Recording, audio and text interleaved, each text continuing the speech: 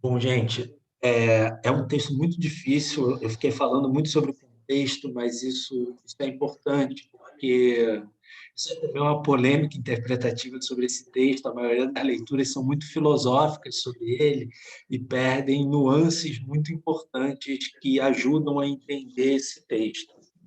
Então, eu sei que eu fiquei falando bastante sobre o contexto, mas isso vai ser importante mais para frente, quando a gente estiver discutindo o engajamento do mesmo com o marxismo, como é que ele se dá. Esse também é um balanço sobre a Revolução Alemã, e fiquei bastante tempo nisso, e tem vários temas do texto que eu só pincelei, né? Então, eu queria conversar com vocês, tanto dos temas que eu levantei na transmissão, mas também perguntar sobre dúvidas em relação ao texto, aquilo que eu puder responder também. É um texto muito difícil, né?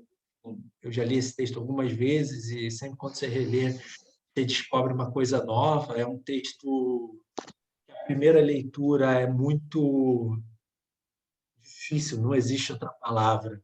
Eu lembro da época que eu li esse texto pela primeira vez, eu entendi muito pouca coisa dele, mas aí com o tempo as coisas vão sendo facilitadas. Então queria, enfim, quem puder fazer a inscrição e abrir uma rodada de conversa para vocês. Vou passar para o YouTube, sim, Edmilson, a conversa. Então, enfim, quem quiser se inscrever, primeira pessoa, fica à vontade.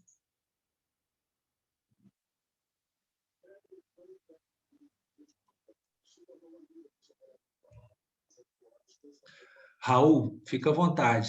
Calma aí, não foi o Raul primeiro a se inscrever, não. Estou vendo aqui que foi o João Marcos. João, pode ficar à vontade, né? Abrir a Beleza. câmera, conversar. Perfeito. Obrigado, viu, Rafael, pela aula. É um texto que eu curto demais do Benjamin. Acho que porque é dos textos que você tem que ler mais de uma vez, então aí você vai ficando fascinado.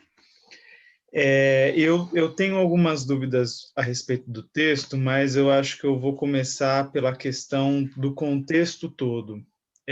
Principalmente, eu pensei, uma primeira vez me falaram que parece que seria uma resposta do Walter Benjamin às formulações também do Carl Schmitt, mas aí depois me falaram que, na verdade, é o contrário, que a teologia política do Carl Schmitt é uma resposta dos contra-revolucionários, ele, né, da extrema-direita, a esse texto do Walter Benjamin, querendo debater, obviamente, a respeito de tudo isso que está acontecendo. E eu acho que esse debate, para mim, me interessa muito. Como é que é isso? Quem é que fala primeiro e quem é que fala depois? Como é que esses dois se conversam? Uhum. Obrigado, João, pela tua pergunta. Ela é boa e, enfim, é um tema que eu me sinto um pouco mais confortável de responder. João, na verdade, o texto do Benjamin vem primeiro. Ele é escrito, fim do escrito dele é de janeiro de 1921, e o texto do Schmitt, A Teologia Política, é um livro publicado em 22. Quais são as interpretações em relação a isso? O Christoph Menck, um filósofo alemão, ele vai defender no livro dele Direito e Violência que esse texto do Benjamin é uma resposta ao Schmitt. Com todo respeito ao Menck que eu tenho, apesar de eu não concordar com as ideias dele, ele está errado. É impossível ser, porque o texto do Benjamin é de 21, do Schmitt é de 22. Quem levanta a hipótese de quem leu primeiro esses textos? O Agamben, o Giorgio Agamben, que antes de se tornar esse filósofo muito conhecido, ele foi o editor italiano das obras completas do Benjamin. Ele é responsável, inclusive, por encontrar uma edição inédita das teses sobre o conceito de história, perdida nos arquivos do Benjamin na Biblioteca Nacional Francesa, que o Benjamin deixa lá com o Georges Bataille, conhecido filósofo francês também do século XX, antes de tentar escapar para os Estados Unidos. O Agamben, ele vai, no capítulo 4 de Estado de Exceção, levantar essa hipótese. E ele é baseado numa argumentação relativamente sólida. É o seguinte, o Agamben vai estudar as notas de rodapé dos escritos do Schmitt, final dos anos 10, início dos anos 20, e vai mostrar que o Schmitt lia regularmente as revistas, a revista que o Benjamin publicou o ensaio sobre a crítica da violência. Então, ele vai dizer, com base nesse texto, dificilmente, o Schmitt não, com base no problema teórico do texto, dificilmente o Schmitt não leu esse texto. E vai reconstruir, no capítulo 4 de Estado de Exceção, o que ele chama de luta de gigantes acerca de um vazio. Na hipótese do Agamben, o Schmitt faz com que a violência faz com que o direito seja suspenso, mas ainda assim fique em vigor, enquanto para ele o Benjamin ele procura uma esfera de ação política que vai além da relação de meios e fins e, portanto, para além daquilo que nós entendemos na modernidade como direito. Essa é a hipótese do Agamben. Então, aí o Agamben lança a hipótese. A teologia política é uma resposta à crítica da violência. Se eu acho que a hipótese do Agamben é uma hipótese sólida e que dá para dizer, baseado nessa documentação, que muito provavelmente o Schmitt leu o arquivo do Benjamin, o texto do Benjamin, eu acho exagerado dizer que a teologia política é uma resposta ao Benjamin especificamente. Por que eu acho exagerado? O Benjamin não é citado, quem leu a teologia política já viu, e a teologia política compõe um horizonte de formação do pensamento schmittiano mais amplo. A hipótese, aí eu acho que dá para dizer que é uma hipótese mais sólida, de dizer o seguinte, que a teologia política do Schmitt de 22 é uma elaboração profundamente vinculada ao contexto histórico da Alemanha e a uma defesa, a teologia política, da contra-revolução. É uma defesa. Schmitt tem gente, né, enfim, essa polêmica aí no século XX, tem gente que, não, dá para...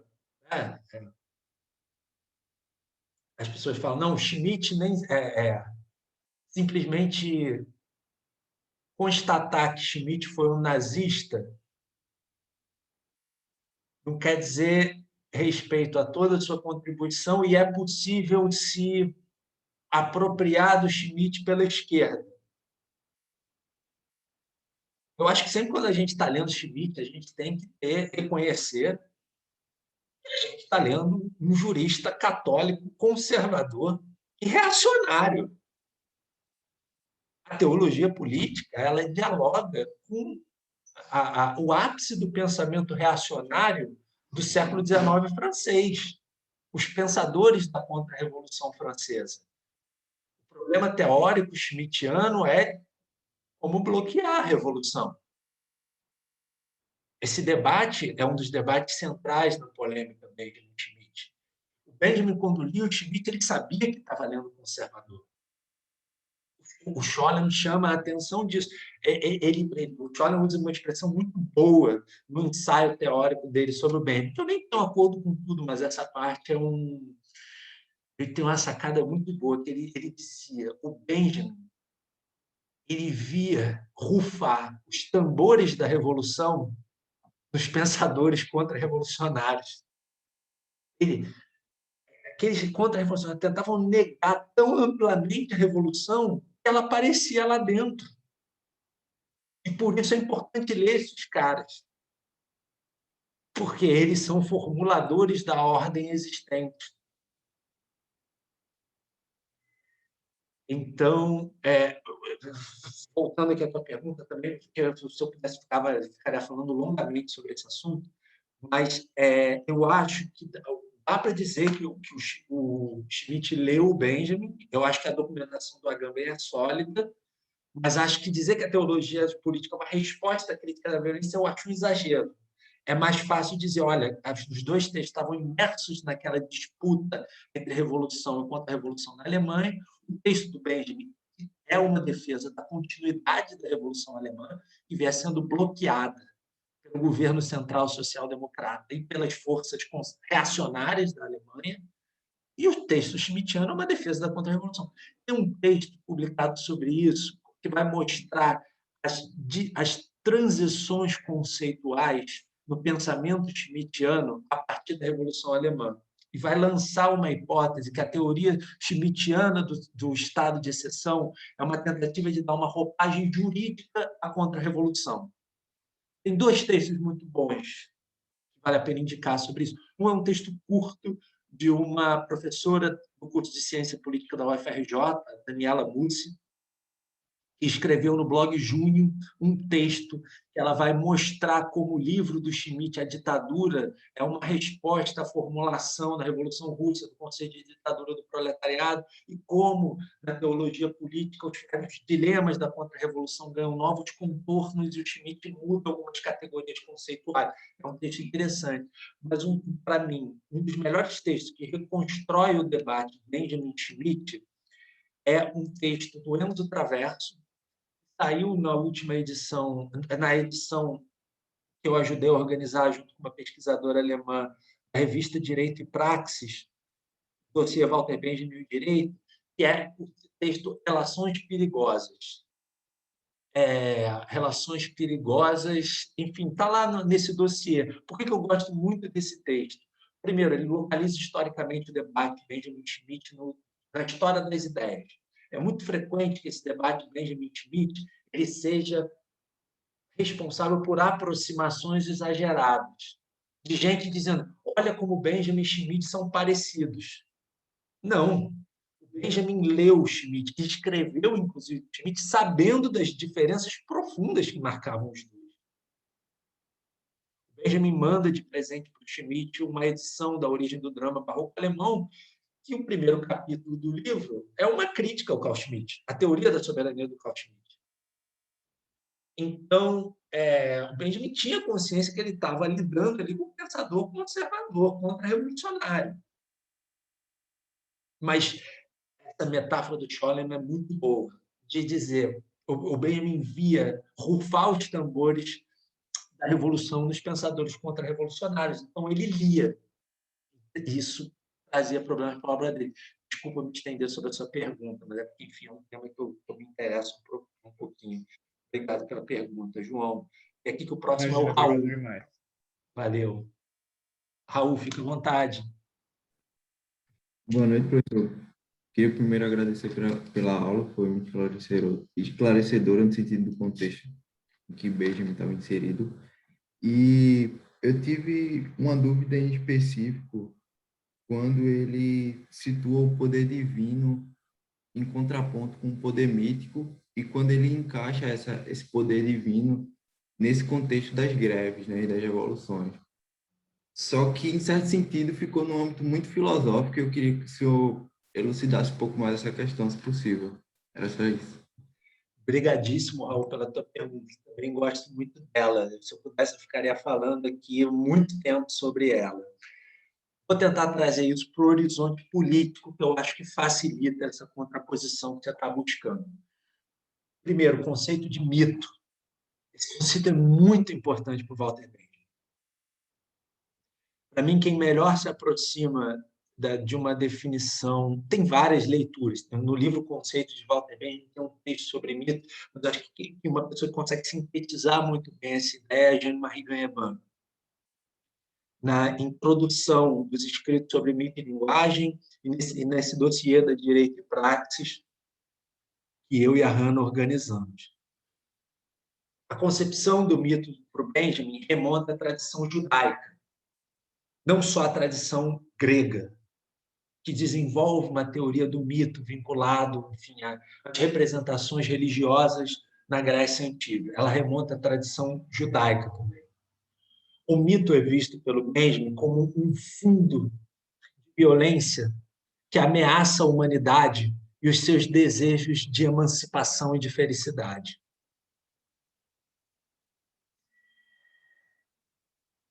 E a esfera da ação humana propriamente dita, ela se dá no enfrentamento a esse mito, a esse fundo de violência que é, inclusive, de tempos antigos, mas que ainda na própria modernidade ele incide. A gente vai ver no encontro que vem, no fragmento do Capitalismo como Religião, que, diferentemente do Weber, a era moderna não simboliza uma secularização absoluta da vida, a partir de postulados racionais, como pensava o Weber. O fundo de violência mítica continua atuando de distintas formas. Quem conhece a dialética do esclarecimento de Adorno e Horkheimer percebe lá a influência do conceito benjaminiano de mito, que eles vão discutir a partir da tradição grega, mas existe também uma influência da tradição judaica nesse conceito. Isso é uma questão da maior importância nesse ensaio, também por outra razão, no sentido político. Que sentido político é esse? Quem leu as reflexões sobre a violência do Sorrel sabe que, na teoria sorreliana, existe uma reflexão sobre o mito. Ele vai dizer: o mito, esse sentimento que não pode ser explicado, tem que ser objeto para ele de apropriação pelas organizações proletárias. Para ele, para o Sorrel, cabe ao proletariado organizar seus novos mitos. Essas estruturas, essas ideias que para o Sorrel não eram definidas pela razão. Era fruto, inclusive, de sentimentos, inclusive irracionais. Essa ideia de mito está na origem, entre outros elementos, da recepção pela extrema-direita do Sorrel. Esse pensador confuso, contraditório, que vai ser recebido tanto pela extrema-esquerda, por exemplo, Gramsci leu Sorrel, criticou Sorrel. Mariátegui, para mim, um dos maiores dos pensadores latino-americanos mais criativos da nossa tradição, é profundamente influenciado pelo Sorrel, inclusive pelo próprio conceito de mito. Mas esse conceito de mito também vai estar na origem da recepção do Sorrel pela extrema-direita. O conceito de mito foi muito apropriado pelo Mussolini, da Itália, de metade do século XX. Por Francisco Campos, na recepção que ele faz de Sorrel para legitimar o Estado Novo nos anos 30 no Brasil. O mito torna-se, para essa recepção de extrema-direita do Sorrel, e isso tem repercussão no debate contemporâneo, com Bolsonaro. Ou vocês acham que o termo mito é de graça? É a adesão do indivíduo a uma ideia não fundamentada na razão.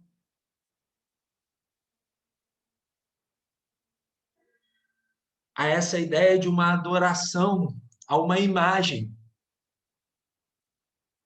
que escapa à crítica, que é fruto, inclusive, de uma adoração deificada. Ele é mito e Messias. Os termos histórico-filosóficos, eles não são gratuitos. O que, por exemplo, Francisco Campos queria, recepcionando no Brasil de 30 o conceito de mito? Procurar fundamentar a legitimação de Vargas como chefe e herói da nação e retirar as possibilidades de contestação que ele sofria ali no caso do Brasil dos anos 30 pela Aliança Nacional Libertadora, pelas organizações comunistas existentes, a partir da ideia presente no texto do Francisco Campos que Vargas é o chefe da nação e que, portanto, ele está acima das classes. Porque a nação é um sentimento que escapa ao horizonte da racionalidade. está presente no texto sorreliano essa ideia de que, para ele, o proletariado devia criar novos mitos para obter engajamento de massa para além da mera racionalidade. Mas essas ideias são muito ambíguas. O Benjamin não recepciona o conceito de mito. Embora muito influenciado pelo texto sorreliano, as principais categorias políticas desse texto remetem ao Sorrel, ele não recepciona o conceito do Sorrel, mito. Pelo contrário, ele associa a violência mítica à jurídica.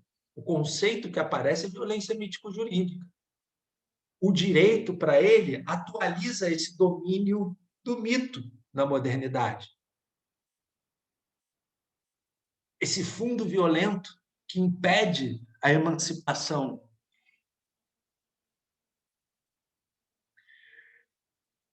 E ele contrapõe isso ao que ele chama, como você chamou a atenção, do poder divino,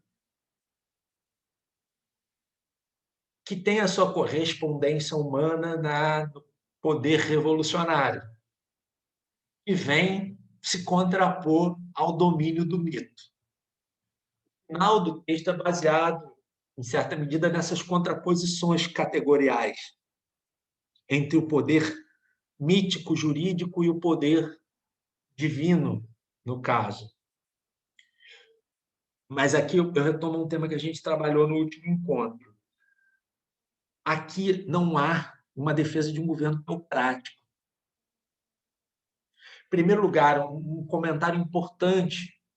O Benjamin, numa carta de 1931, se eu não me engano, a Max Richner, posso depois confirmar essa informação, ele fala que o conceito de violência divina que ele usou naquele texto era problemático. Ou seja, aponta um autoquestionamento ali nos anos 30. Também por conta das ambiguidades que esse conceito possa gerar. Mas é importante reforçar aquilo que a gente trabalhou no encontro passado. E quando ele traz essa categoria, ele não está defendendo um governo teocrático do mundo. Ele está buscando, em textos religiosos, uma forma filosófica de pensar o mundo. O fragmento teológico político ele vai apontar que o objetivo não se trata de um governo teocrático, que há uma diferenciação entre o mundo político e o mundo teológico. Por isso é importante também, isso é muito pouco feito entre os comentadores, explorar esse conceito de violência revolucionária que é tratado no texto uma vez, em aproximação ali como a esfera humana da violência mítica, o que isso significa. Existe um texto do Agamben sobre isso, de 1970, época dos levantes de maio de 68, chamado Sobre os Limites da Violência. É um dos poucos textos que enfrenta filosoficamente o problema. Eu fiquei bastante na tua pergunta, eu vou passar para a próxima para poder responder às outras pessoas. Raul, obrigado. O Rodrigo estava inscrito. Opa. Boa noite, Rafael. Muito obrigado. Estou maravilhado, estou gostando muito desde o encontro anterior. E o de hoje foi muito esclarecedor para mim em vários aspectos, que é um dos primeiros contatos que eu tenho com esse texto do Benjamin. Eu costumo lê-lo em outra chave, né? Assim, ali pelo campo da linguagem. Então, eu vou pedir para você, na medida do possível, muito tranquilamente também, fique à vontade se achar que não é o momento, mas para fazer uma observação nessa direção, mas é porque o final de seus comentários me chamou muito a atenção para uma sugestão de interpretação ali do Benjamin como pacifista. Eu achei isso muito interessante porque, lendo, sobretudo, a passagem sobre a linguagem, quando ele destrona ali o caminho do entendimento pela linguagem, não é possível naquela chave do direito mítico que você acabou de explanar, em contraposição a um direito religioso, teológico, né, que a gente pode pensar isso, tem esse campo de diferenciação. O caminho do entendimento não é possível pela linguagem, mas aí ele adiciona um comentário, porque essa linguagem, salvo engano, não estou aqui agora com o trecho à mão, mas essa linguagem ela está instrumentalizada. em alguma medida. E enquanto linguagem, quando ele diz a linguagem está instrumentalizada, mas não fecha a questão no campo da linguagem, me parece que ele deixa aberto a linguagem, abre um caminho aí para pensar uma política no campo da poética que remete aí aos românticos, que remete a uma outra tradição que ele se apropria, que não é essa que você está tratando agora, naturalmente.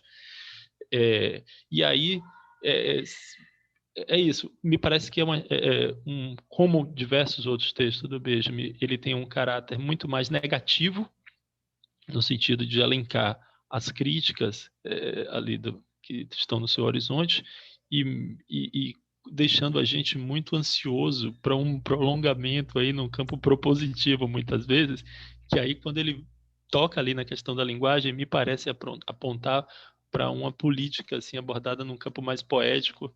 E eu estou chamando de poético aqui, você entende assim no sentido de capacidade de criação, de renomeação, já que o que a gente tem à mão é o mito e isso não é suficientemente dado, pelo contrário. Então, assim, enfim, bom, é muita coisa para conseguir formular, mas eu queria só, se possível, fazer uma observação nesse sentido aí. Acho que no decorrer dos encontros eu posso ir amadurecendo mais essas questões que você colocou, que me tocaram muito. Obrigado. É isso aí, nessa direção. Obrigado, Rodrigo, pela pergunta. Acho que também é uma pergunta muito complexa. Você pegou um parágrafo do texto muito denso, né? Aqui na edição que eu tenho, quando ele começa o parágrafo, pergunta: será que a solução não violenta de conflitos é um princípio? Ele começa perguntando. Aí ele responde: sem dúvida. No final, ele termina falando: olha, nessa sociedade não dá porque a linguagem foi instrumentalizada. Para encontrar respostas para isso, aí sugerir outro texto do Benjamin em que essas questões elas estão melhor delineadas. Um texto chamado Sobre a Linguagem em Geral e sobre a Linguagem dos Homens. Menschen aqui, em alemão, não é muito bem homens, é mais amplo, né, o conceito. Mas, enfim, é sobre a linguagem humana, né? Sobre a linguagem geral, sobre a linguagem humana. Lá ele, na verdade, já desenvolve algumas dessas questões que ele vai trabalhar aqui. De novo, ele usa aqui a Bíblia, nesse texto de 16, publicado nos Escritos sobre Mito e Linguagem já em português, para diferenciar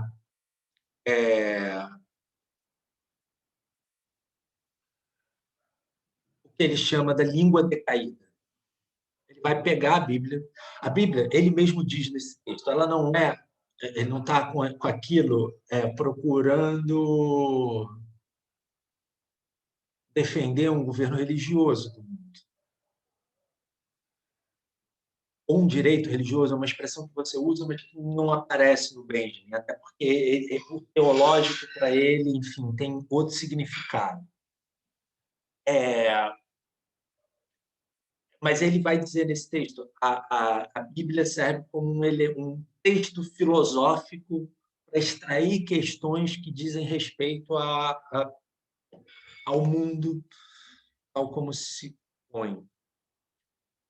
Em certa medida, ele é influenciado aí por uma leitura do Tratado Teológico Político do Spinoza. É algo muito pouco aprofundado pelos comentadores e comentadoras, a influência dessa leitura do Tratado Teológico Político na obra benjaminiana. Se vocês repararam, ele cita uma vez o Spinoza nesse texto. E é o Tratado Teológico Político, que é quando ele vai discutir. Aqui é uma crítica ao Spinoza, o que o Spinoza chama de direito natural. Nessa leitura que o Benjamin propõe da Bíblia, parece que um certo método de interpretação das escrituras que remete ao Spinoza está no Benjamin. A questão central desse texto é a seguinte: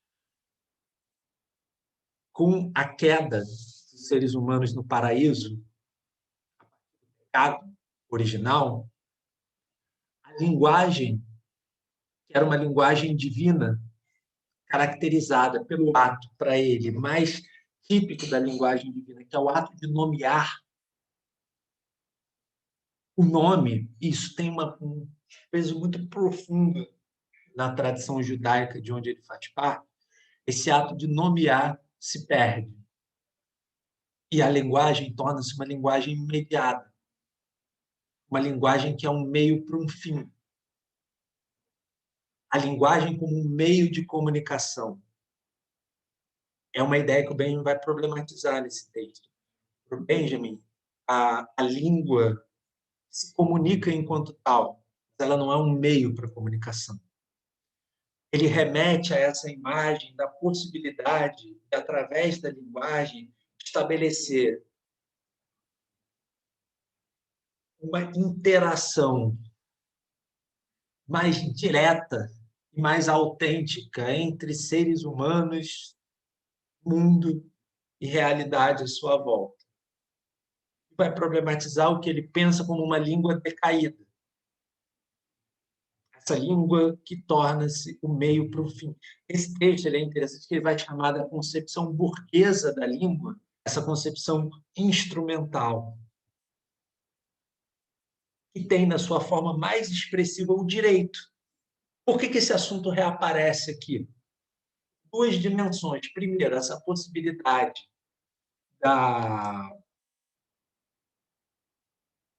do diálogo, né? Esse é o que ele vai chamar da atenção do coração, simpatia, amor pela paz e outros elementos subjetivos, como formas não violentas de solução do conflito, mas o Benjamin vai, ao mesmo tempo, apontar, criticando o direito, dizendo o seguinte: o que o direito tenta fazer em termos de linguagem?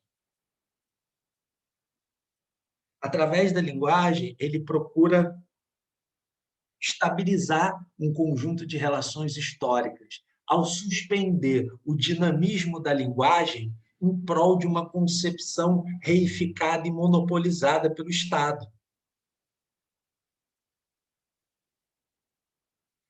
Essa linguagem jurídica,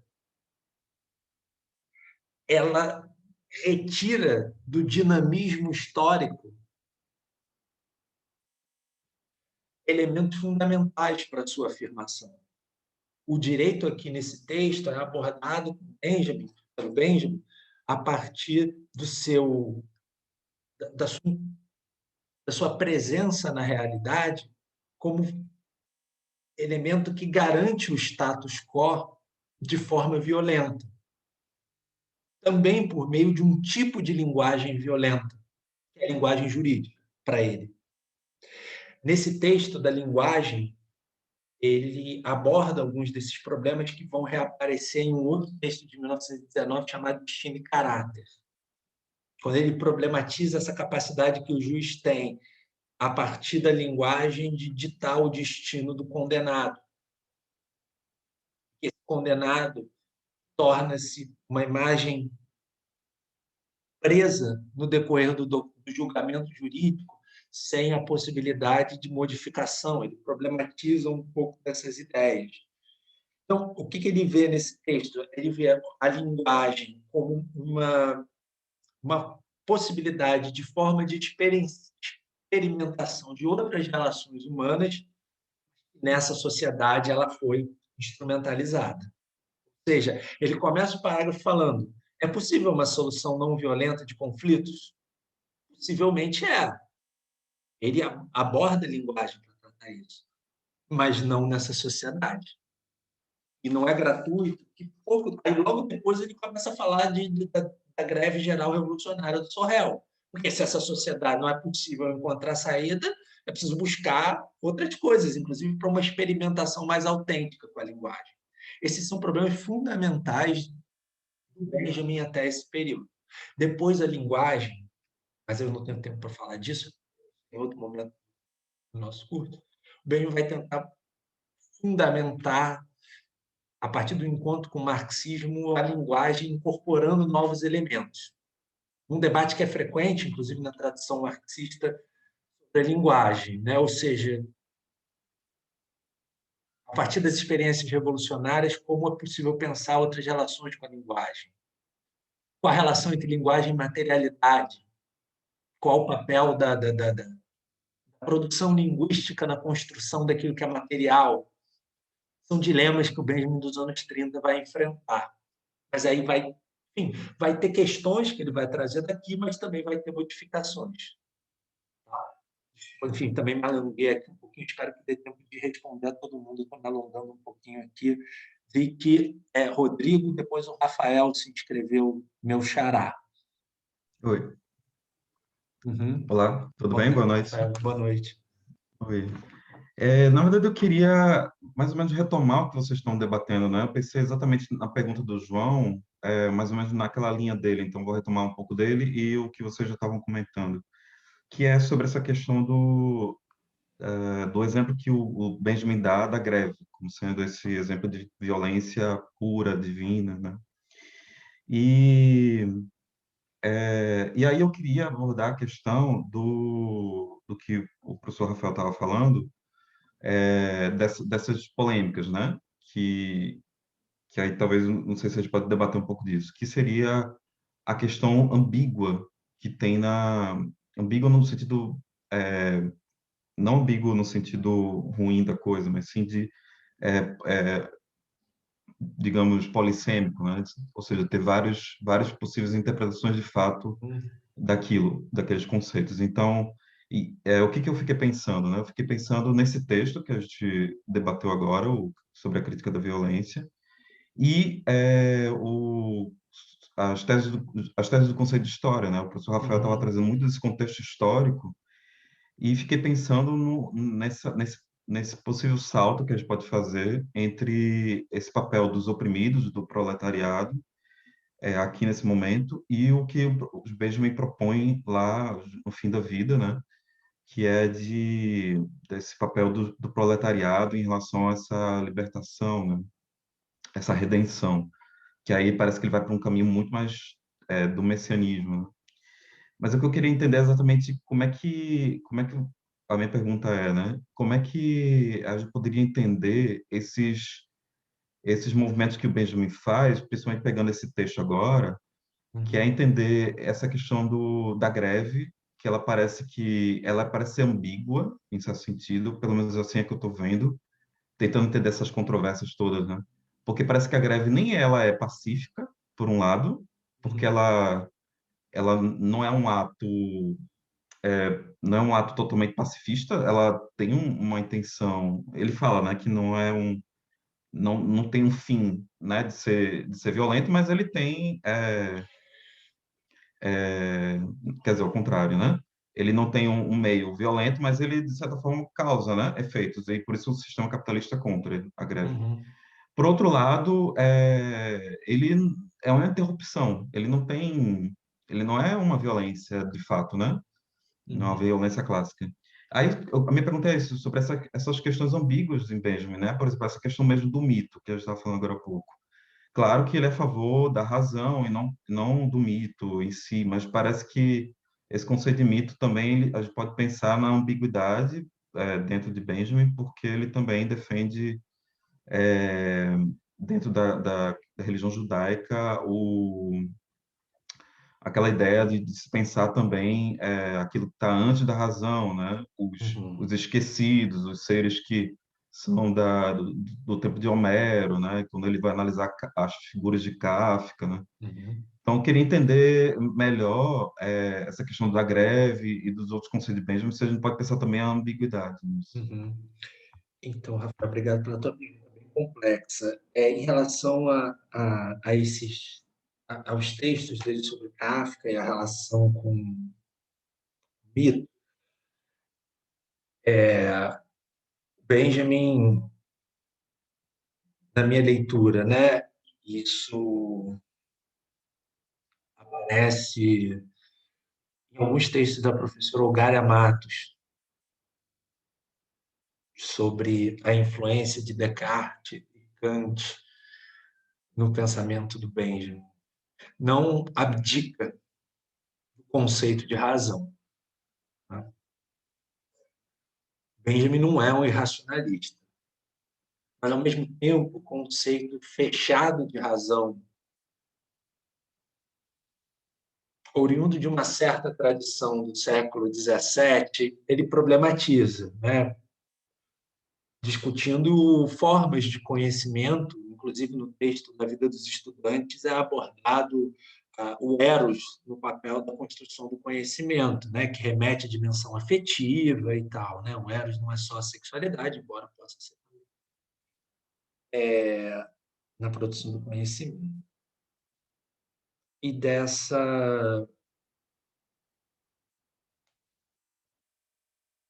daquilo que seriam os esquecidos da história, né? Vou usar aqui o termo que você coloca. Mas me parece haver uma problematização em relação a esse conceito de mito, mesmo no texto sobre o Kafka, né? Esse retorno do mítico é sempre um problema que aparece, né? E o Benjamin vê o Kafka como um teórico que consegue abordar isso, né? Esse retorno do mito na modernidade. É um problema que acompanha a trajetória do Benjamin. Então,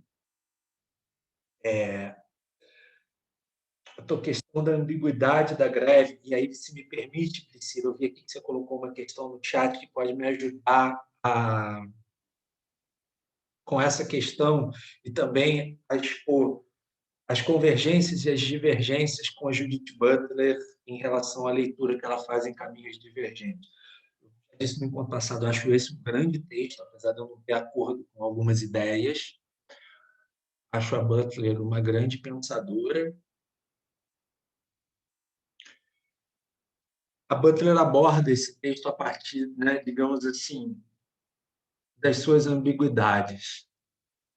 Ela leu o texto, né, como boa filósofa de formação, levantando os problemas, os dilemas que o texto coloca, sem abrir mão, por outro lado, daquilo que ela vê como uma crítica da violência de Estado que ajuda a organizar o texto.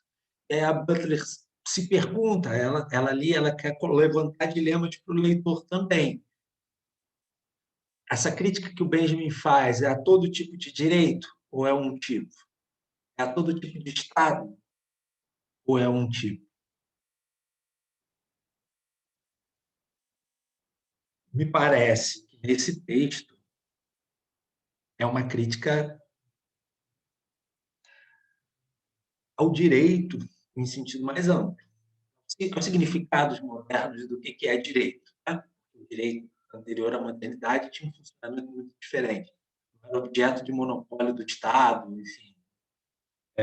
O Estado não tinha concretizado esse processo de concentrar a força pública, a violência, desarmar outros grupos e tal. Esses processos não estavam colocados. A partir da modernidade, esse processo de afirmação vai se construindo. Me parece que nesse texto Benjamin vê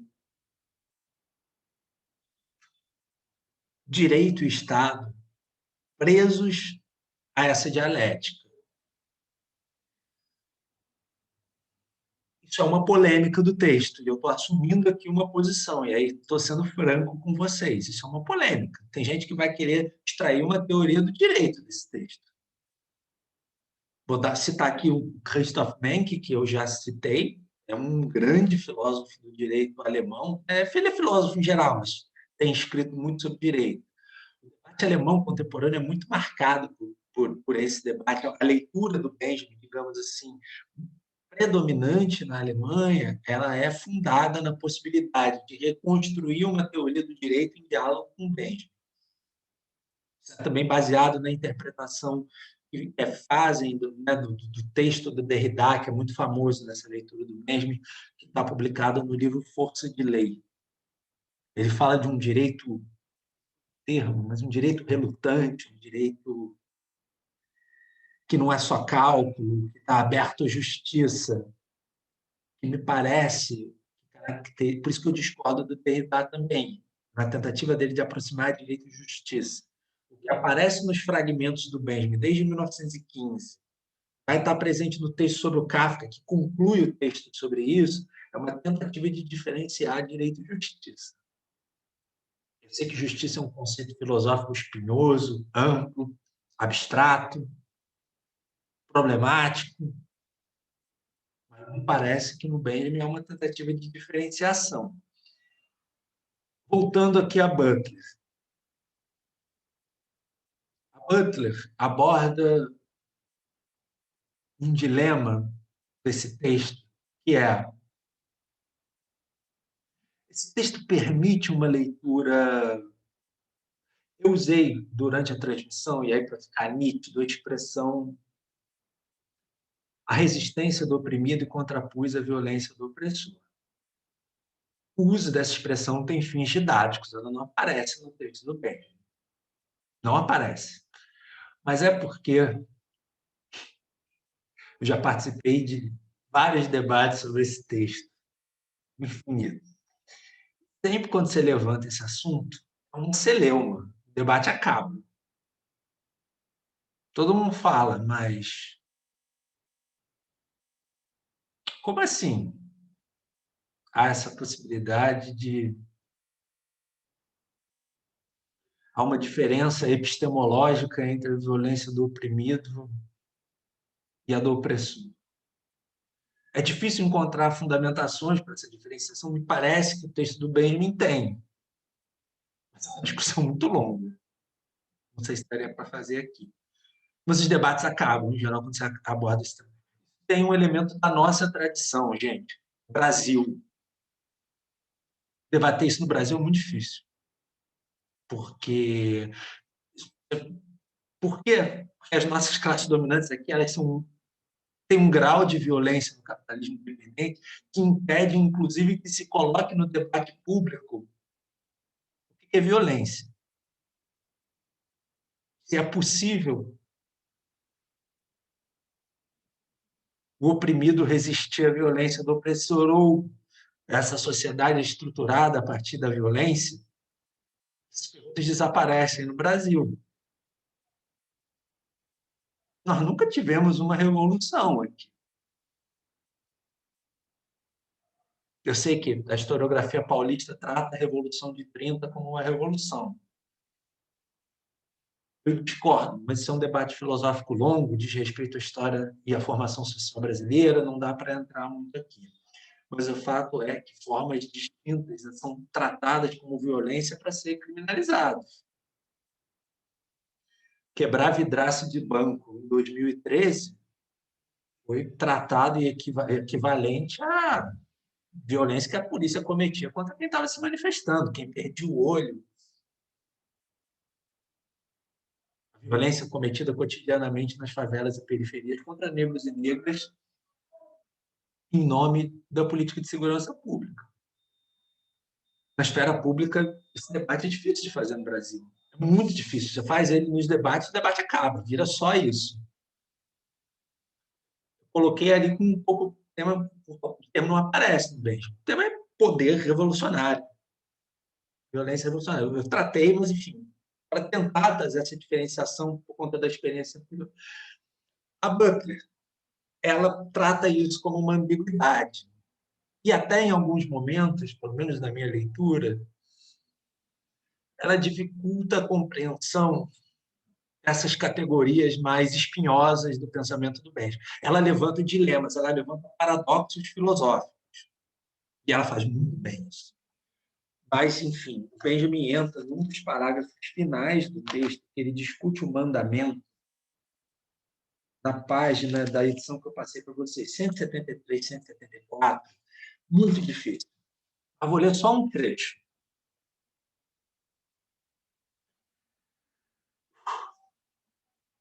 Talvez afastaria um Benjamin pacifista. Ele está discutindo aqui o fundamento filosófico da legítima defesa. É assim que o mandamento foi interpretado pelo judaísmo, que recusou explicitamente a condenação do homicídio em caso de legítima defesa. Ou seja, ele está problematizando aqueles que condenam o recurso à violência em caso de legítima defesa. Está discutindo o significado político para isso. Mas há pensadores que remontam a um teorema mais remoto, a partir do qual imaginam talvez fundamentar o próprio mandamento. Trata-se da tese do caráter sagrado da vida, que era aplicado por eles a toda a vida animal, e mesmo vegetal, que é restrita à vida humana. Sua argumentação, num caso extremo, que exemplifica a matança revolucionária dos opressores, é a seguinte: Se eu não matar, jamais estabelecerei o reino universal da justiça, assim raciocínio terrorista intelectual. Nós, porém, reconhecemos que a existência em si é superior à felicidade e à justiça de uma existência. Está aqui criticando Kurt Hiller. Cita na nota de rodapé. Olha só, a passagem depois dessa citação. Certamente, esta afirmação é falsa e mesmo ignóbil. Olha o termo forte que ele está usando. A ponto de nos obrigar a não procurar mais a base do mandamento daquilo que o homicídio faz com o morto, mas no que ele faz com Deus e com o autor desse ato. É falsa e vil a afirmação de que a existência teria um valor mais alto que a existência justa, quando se toma existência apenas no sentido da mera vida. Uma vida despida aqui de atributos sociais e históricos e reduzida a mera naturalidade. É isso que o Benjamin entende por mera vida. O Agamben chama isso aqui de vida nua, dá uma outra interpretação para isso, tem um longo debate filosófico, não vou entrar aqui. É esse o sentido do termo na referência da reflexão. E ele continua desenvolvendo, essa parte é muito difícil, debate com o mandamento filosófico da Bíblia.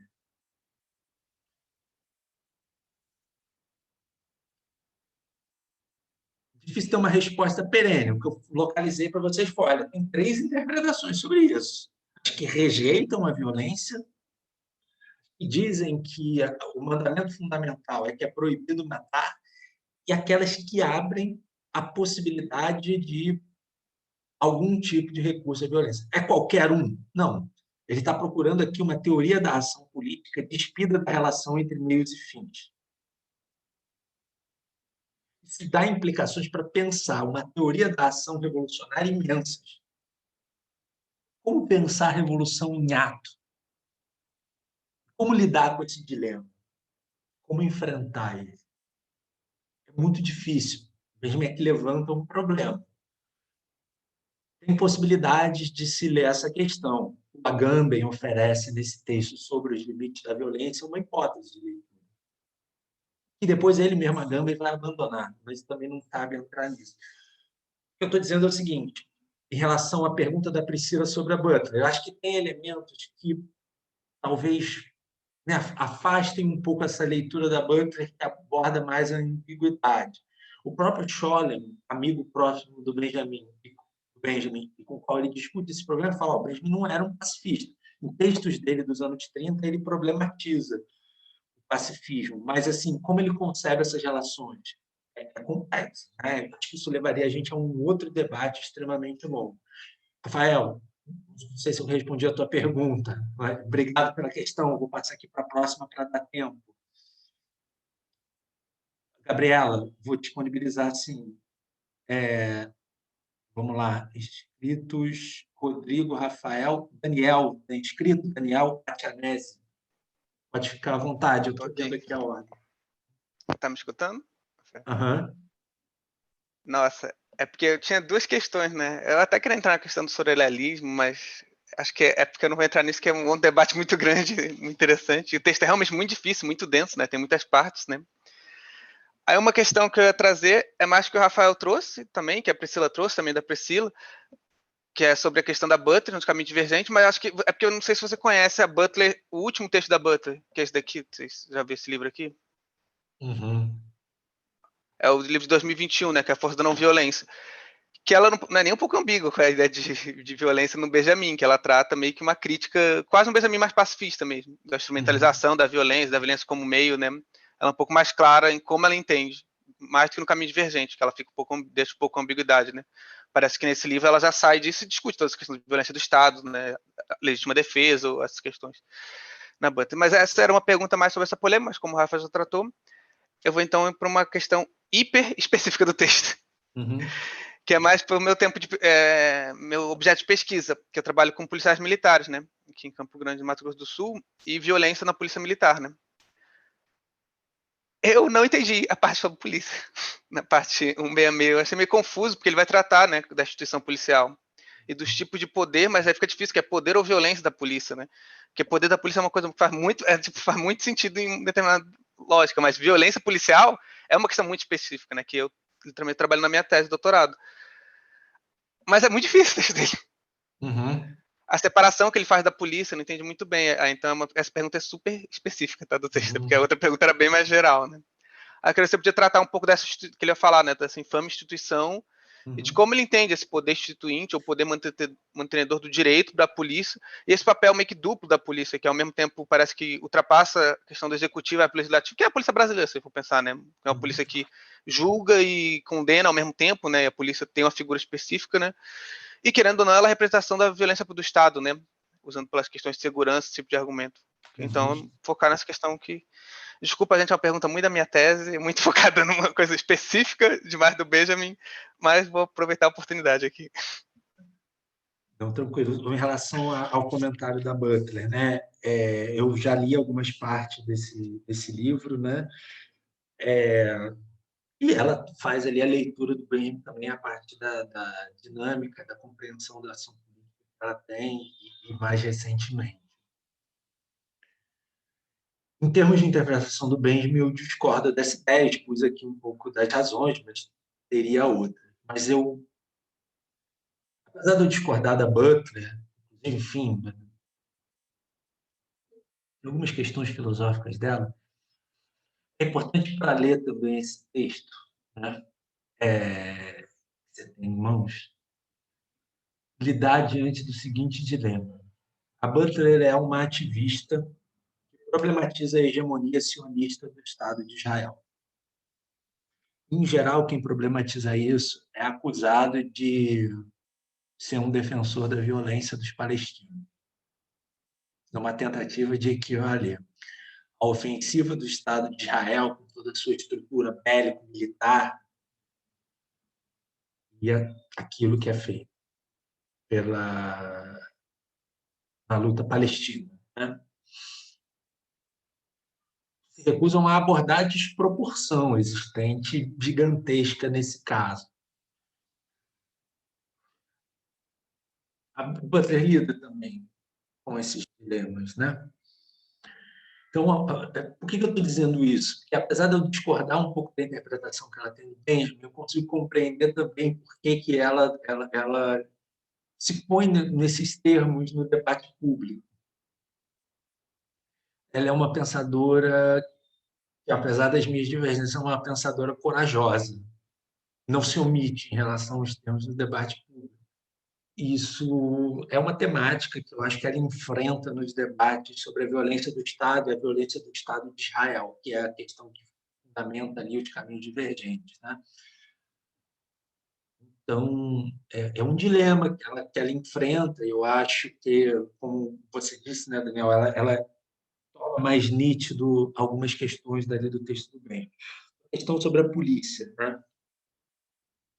Ele vê a polícia como a instituição do Estado em que mais nitidamente a violência que põe o direito, a violência que conserva, como ela se indetermina na polícia. Por quê? Ele vai mostrar a polícia tem a possibilidade de fazer regulamentos e operar na fresta da legalidade, ao dizer se vai aplicar uma norma ou não.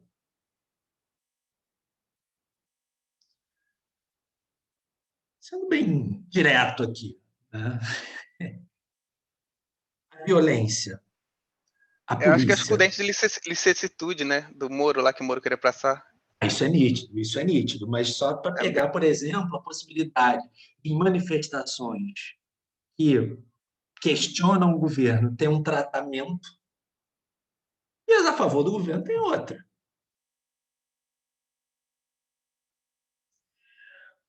Mas isso remete a um problema filosófico para o Benjamin, que inclusive remete à questão da linguagem do Rodrigo. A polícia, no caso concreto, ela tem uma margem de ação ampla de interpretar a norma. E, a partir dessa interpretação, que pode ser falsa, efetivar a violência de Estado na prática. Esse poder amorfo espectral de exceção é característico da política. Quem já foi em manifestação, você pode, né? Em 2013 tinha um leque de casos que você poderia ser preso: resistência, desacato, desobediência. N elementos que cabe à polícia tentar aplicar ali ao caso, que aquilo ali legitima, em tese, legitima, entre aspas, a sua ação violenta. Ele vai mostrar a polícia. Acho que 2 elementos, Daniel, que talvez isso esteja em relação com a tua tese. Primeiro, a polícia atua nessa zona de indeterminação entre uma violência que funda e que conserva o direito. Esse é o problema filosófico fundamental.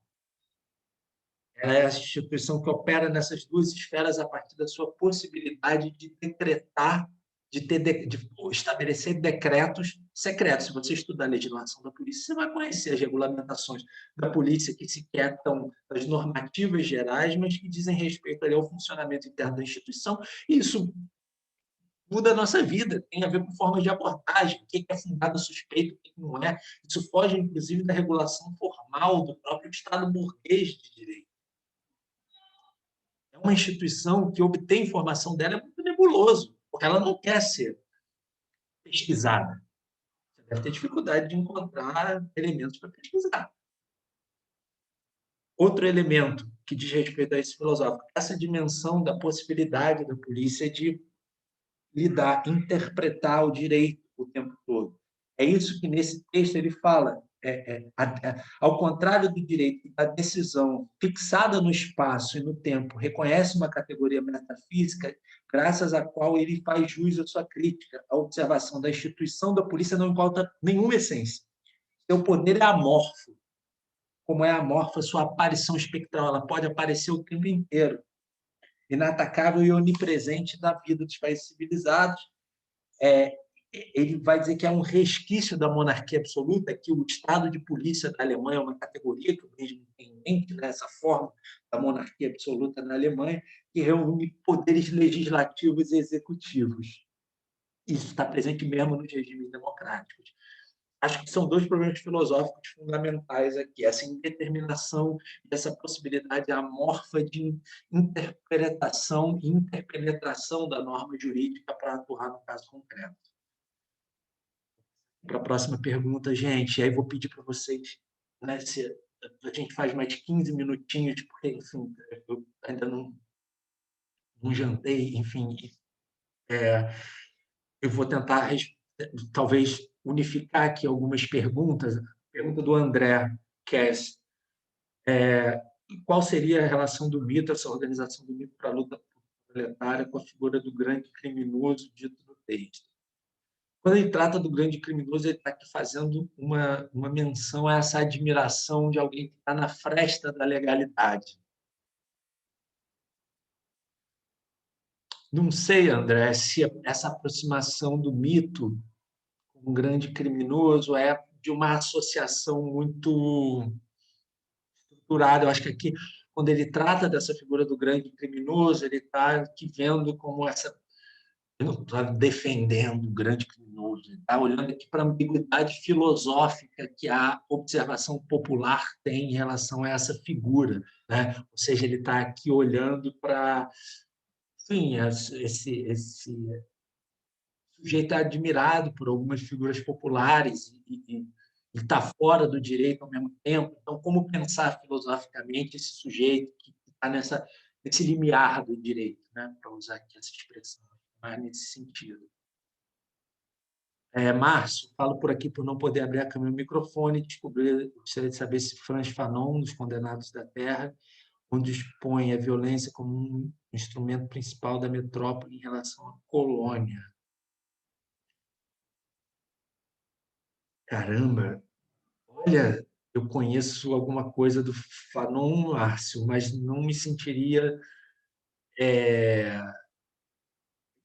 Fanon leu Benjamin? Acho que não.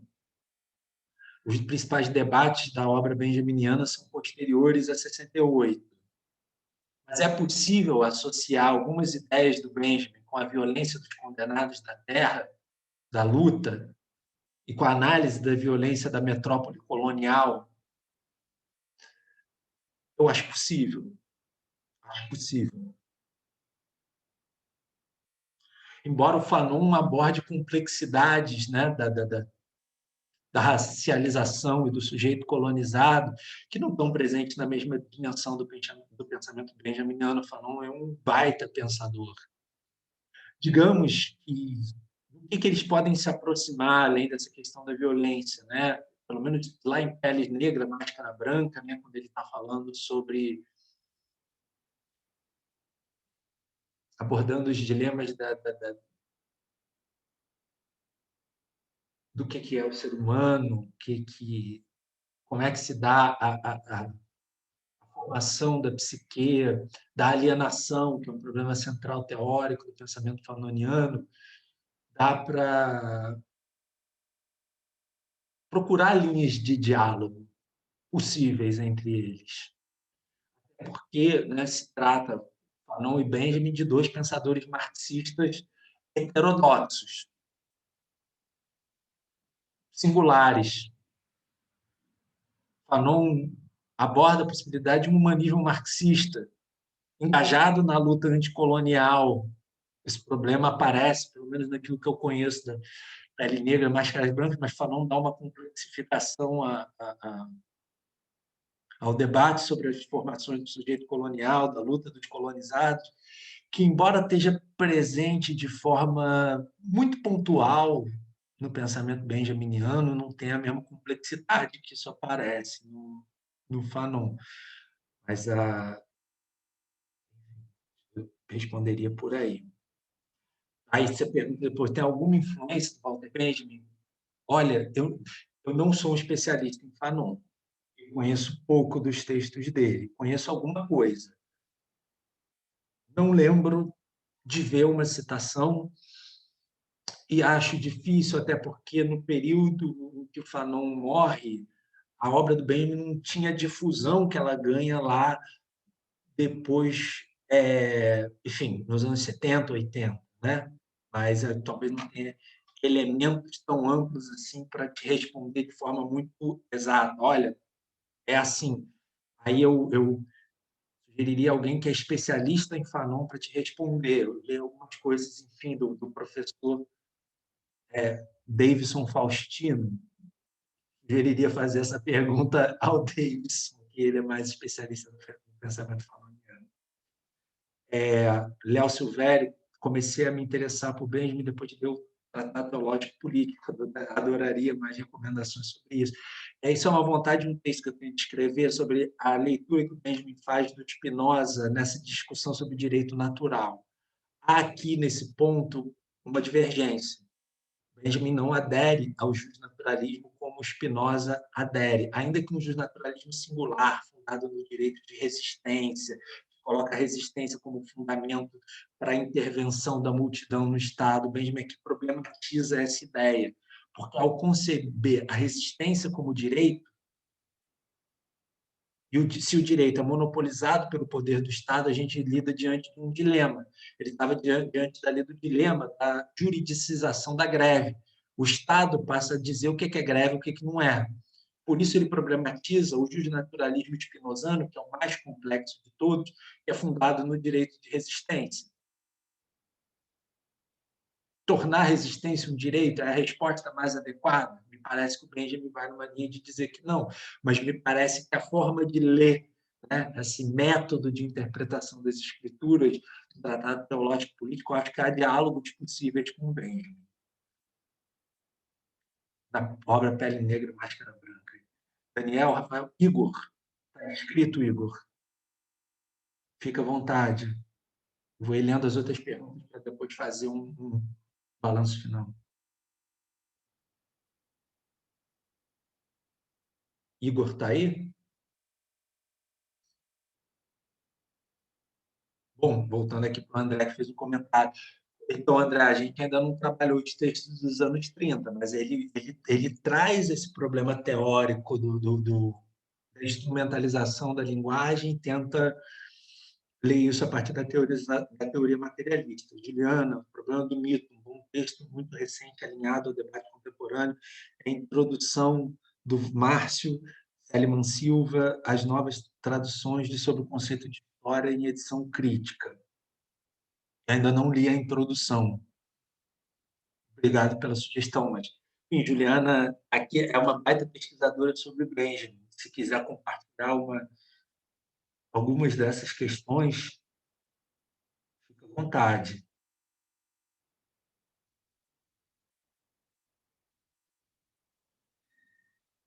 João se despede. Kafka vai lembrar: o mito não traz qualquer redenção. Esse, para mim, é o problema fundamental do texto do Benjamin sobre o Kafka. Essa contraposição, né, ao mito. Daisy, qual editora desta nova edição sobre o conceito de história? A própria Juliana respondeu. Seligman também tem feito alguns apontamentos sobre isso, sobre essa possível tradução oprimido. Edson, é como Capital do Marx, que é um trabalho economista. Não vejo isso. É um trabalho historiográfico, filosófico, literário. Total acordo, Edson. Uma das grandes obras da modernidade, é um trabalho muito mais complexo do que um trabalho só no fundamento da economia. O que o Marx entende por economia não é aquilo que a economia burguesa contemporânea entende por economia.